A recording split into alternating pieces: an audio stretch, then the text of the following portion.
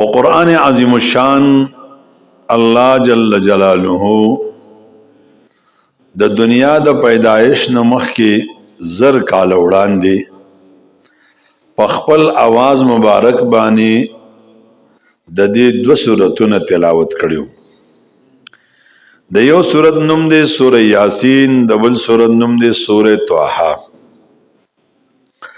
او الله جل جلاله دې مونږ دغه جنت ته بوځینو.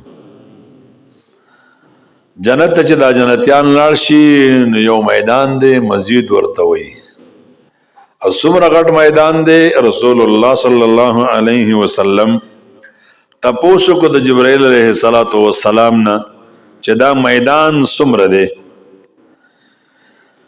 نو جبرائیل علیه السلام فرمایل یا رسول الله زر کال وشو چې زه په دې کې په یو سپیډ باندې خپل بوراق بوزم. زر کال وشو چې زه په خپل سپیډ باندې په دې کې په خپل بوراق باندې زم. ما د دې سر نه دی معلوم کړی دا به څومره میدان. په دغه میدان کې به یو سټیډیم وي، هغه سټیډیم ته به دا جنتیان راغونډیږي.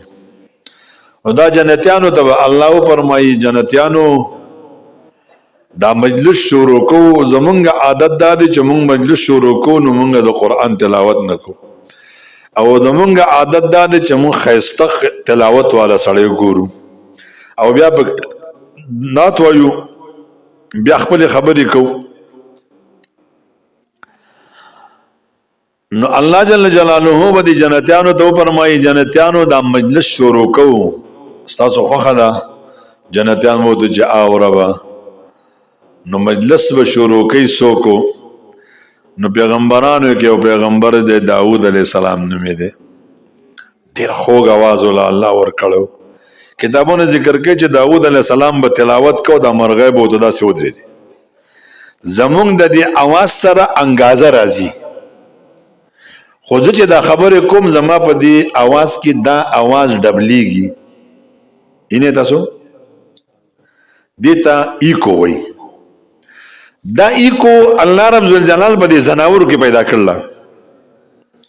نو چې څنګه تلاوت به داود علیه السلام کو دقه سی به سره دوی وي، لکه زمونږ د نعتخوانان چې وایي زما سره به کې وایي دقه سی به ورسره وي.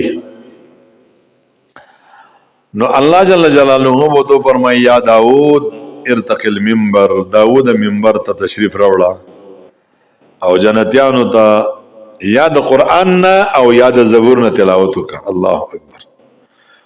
نو دا زموږ په علاقو کې نشته دی، ستاسو علاقو کې داسې کله نه کله کېږي. د مصر قاریان راځي دلته کې حسن قرائت مقابله وي، خو په مردان پېښور کراچۍ لاهور کې دا مجالس ډېر وي. نو چې دا نعتخوانان یا دا تلاوت والا تلاوت کوي او داسې د مزې تلاوت کوي د سړي د باطن داسې ډکېږي داسې، او بالکل بی اختیار شي بیا چغې شروع کړي الله اکبر. نو دا جنتیان چې په جنت کې د داود علیه السلام د اواز تلاوت واوري نو دا جنتیان ته به الله وایي او جنتیانو څه مزه یې وه. نو ما په یو تقریر کې ویلي وو مونږ بنیریان یو، مونږ بنیریان چې څو ښکلی کار وکړو مونږ یې ډېره مزه یې وکړه، ډېر خوند یې وکړو. او سماوال چې څو ښکلی تلاوت وکړي هغوی یې ډېر چکې واچو.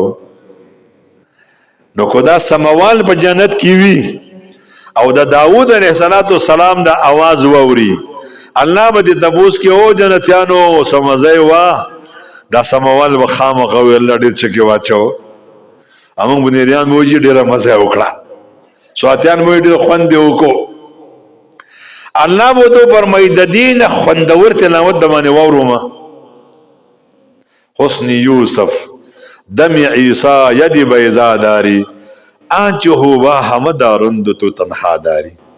د یوسف علیه السلام حسن منو، د داود علیه السلام आवाज منو، د موسی علیه السلام معجزات منو، خدا ټول زمونږ د جانان سره تنها یوازې وي.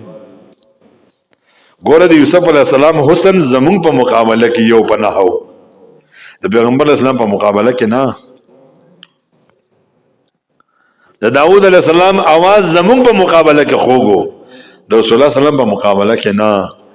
نو الله جل جلاله بو فرمایي یا محمد و صلی الله بیا و یو پیرا بیا و صلی الله علیه وسلم یا محمد ارتقي المنبر، محمد منبر ته تشریف راوړه او زموږه د خپل امتیانو ته د تلاوت کا کوم امتیانو ته صحابه کرام سے لے کر د اخیری امتی تک دا ټول بناسی. صحابه کرام خو ډېر مزي کړی دي چې پیغمبر اسلام ته به قتل، आवाज به اوریدل، انداز ته به قتل، وحی نازلې دا ولکه مونږ چې ورته ګورو زموږ کیفیت به جدایي. خدای دې موږ ته دغه جنت نصیب کړي. رسول الله صلی الله علیه وسلم د سوره طه نه یا سوره مریم نه تلاوت کی چې دا جنتیان ووري الله اکبر بی اختیار چغي بوي. الله جل جلاله وو تو فرمایي اے زما بندگانو د دین خوږ تلاوت د باندې وورو. د داوود علیہ السلام د تلاوت سره بدا ساوند وی، د رسول الله صلی الله علیه وسلم د تلاوت سره بدا ساوند وی. دا د جنت په ولو باندې به فرشتي ناسي دا غوي سره خپل ستار او رباب د چې کوم ساوند دی دا ستار او رباب دا ساوند دی سیستم ته اړولې. تاسو په خپه مجلسونو کې په دې وجرو کې د تپمار سره هغه تورې والا تورې برابر ولا دا سیستم دې تر اړولې دی. اوس نو دا جنتیان چې دا تلاوت د رسول الله صلی الله علیه وسلم ووري الله تاسو به دې کې د دین خوږ تلاوت د باندې وورو ما نو دا جنتیان به الله د دین خوږ په دنیا کې چرته ای.